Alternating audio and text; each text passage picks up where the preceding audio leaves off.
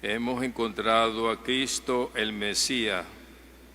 La gracia y la verdad nos ha llegado por Él.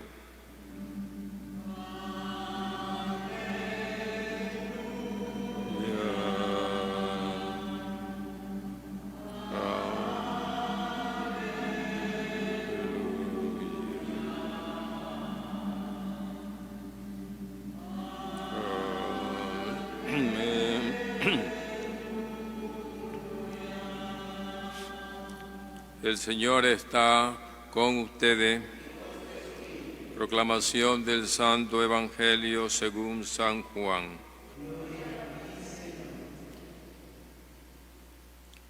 En aquel tiempo estaba Juan el Bautista con 2 de sus discípulos, y fijando los ojos en Jesús que pasaba, dijo: Este es el Cordero de Dios.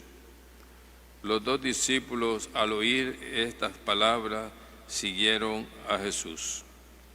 Él se volvió hacia ellos y, viendo que lo seguían, les preguntó: ¿Qué buscan? Ellos le contestaron: ¿Dónde vives, Maestro? Él le dijo: Vengan a ver. Fueron pues, vieron dónde vivía y se quedaron con él ese día. Eran como las 4 de la tarde. Andrés, hermano de Simón Pedro, era uno de los 2 que oyeron lo que Juan el Bautista decía y siguieron a Jesús. El primero a quien encontró Andrés fue a su hermano Simón y le dijo: Hemos encontrado al Mesías, que quiere decir el ungido. Lo llevó a donde estaba Jesús, y fijando en él la mirada, le dijo: Tú eres Simón, hijo de Juan. Tú te llamarás Kefas, significa roca, es decir, Pedro. Palabra del Señor.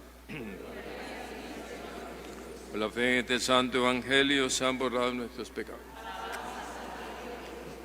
Pueden sentarse.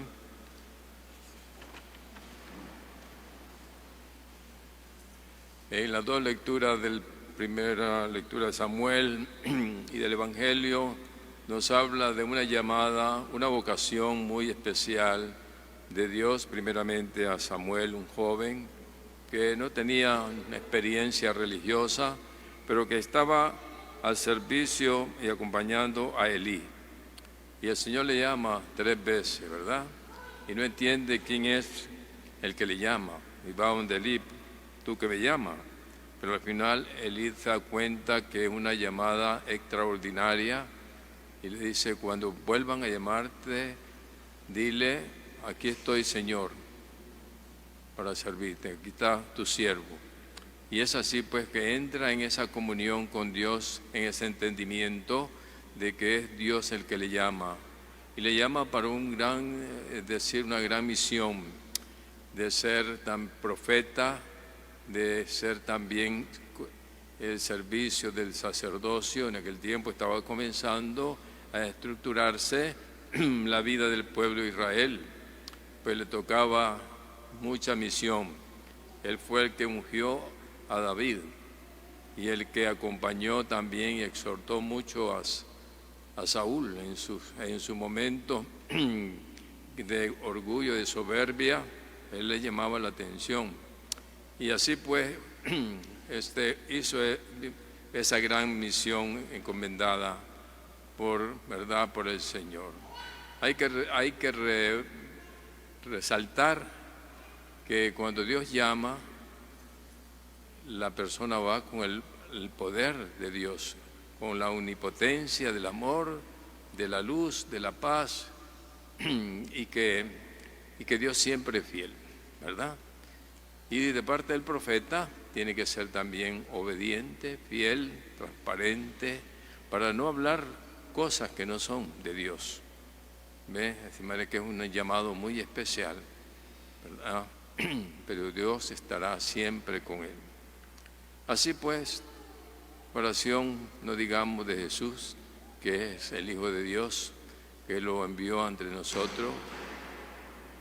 Juan va preparando el camino de la venida de Jesús a través de aquel bautismo como símbolo de arrepentimiento y de humildad, y así estar preparado el corazón para recibir a Jesús. Y lo primero que vemos nos narra el Evangelio son los discípulos de Juan. Juan ya tenía seguidores ahí sobre la predicación que hablaba de el Mesías que venía, que estaba cerca. Y en ese momento, pues, que están los dos discípulos y Juan le dice: este es el Cordero de Dios, es el Cordero de Dios que quita el pecado del mundo. Ellos estaban preparados por Juan, el significado del pecado y de buscar quién le libere del pecado. Y se van detrás de él. Él pregunta: ¿y qué quieren ustedes? Le dice: queremos saber dónde vives. Pero la interpretación es mejor decir dónde, no dónde vives, sino cómo vives, ¿verdad? Y se quedaron con Jesús un día y le explicó quién era él y por qué, cómo vivían, cómo se vive. Ese encuentro con el Padre, es estar con el Señor.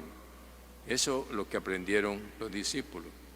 Cómo Jesús se comunicaba con el Padre, cómo Jesús era obediente al Padre, cómo Jesús da una paz y una alegría en medio del mundo. Todo eso aprendieron los discípulos de Juan y se hicieron luego discípulos de Jesús. Y luego ese encuentro con Pedro, ¿verdad? Que Andrés lo lleva a presentarlo a Jesús. Lo queda viendo. Se dice que la mirada de Jesús siempre es una mirada de misericordia, una mirada de amor, una mirada de compasión.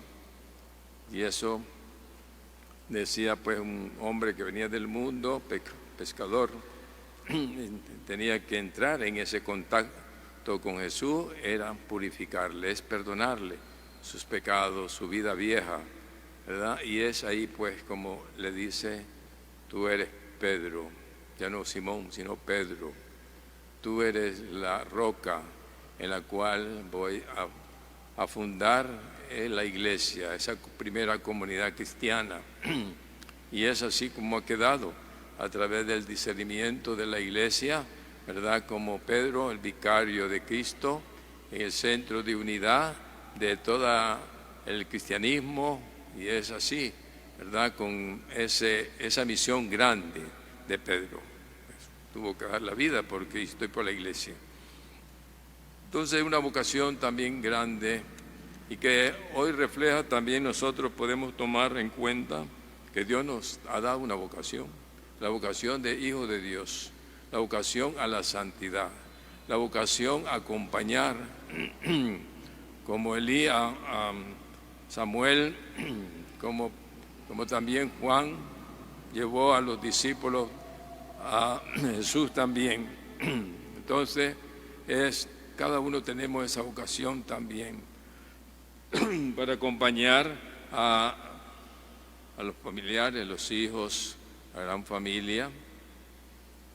Nosotros, adultos en la fe, tenemos que ayudarle en un momento tan difícil en que estamos viviendo ahora, con tanta ideología de género que le llaman, ideologías que van contra la dignidad de la persona, contra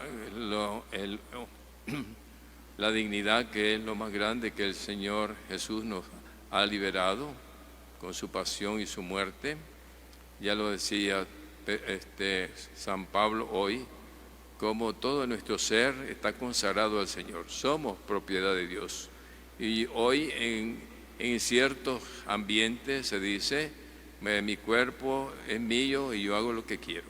Todo lo contrario a lo que nosotros como cristianos debemos defender de esas ideologías y pensamientos que vienen a hacernos esclavos, sino pues al contrario, los corintios eran un pueblo muy esclavo de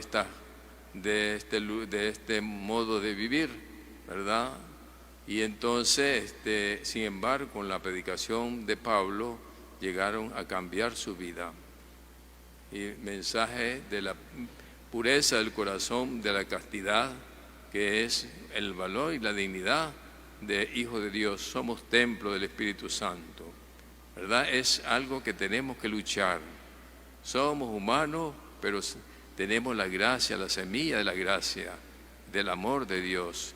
Y es así hoy como se debe educar a sus hijos. Hoy es una gran batalla para ustedes, padres de familia, para ustedes, abuelos, que tienen a veces que acompañar a estos niños, ¿verdad? Liberarlos de toda esa trampa del ambiente de perdición, por decirlo así.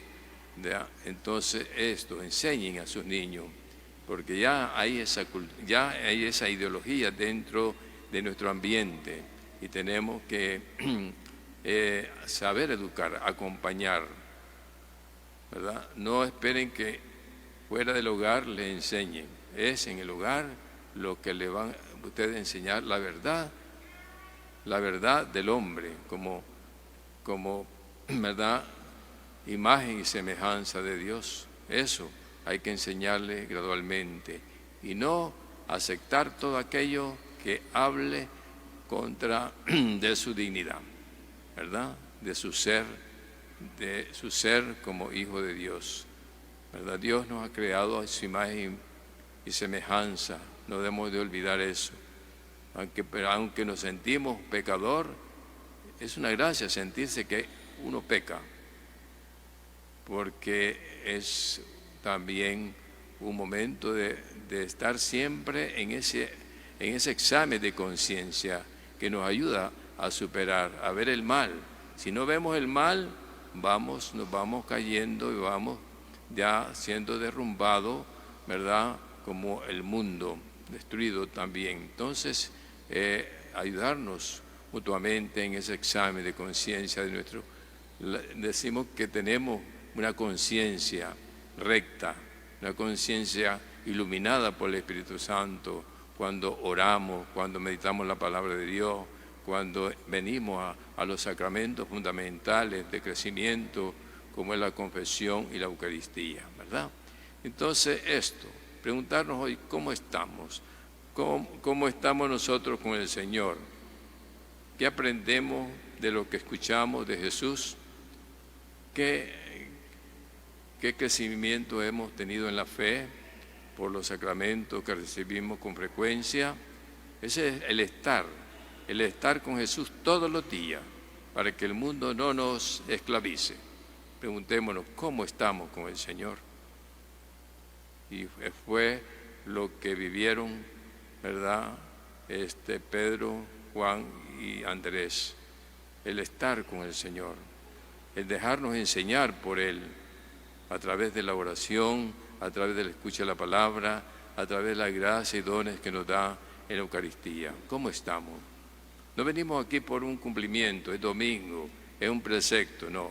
Venimos porque necesitamos estar con Él, de una manera especial como es la Eucaristía, de una manera especial como es la confesión.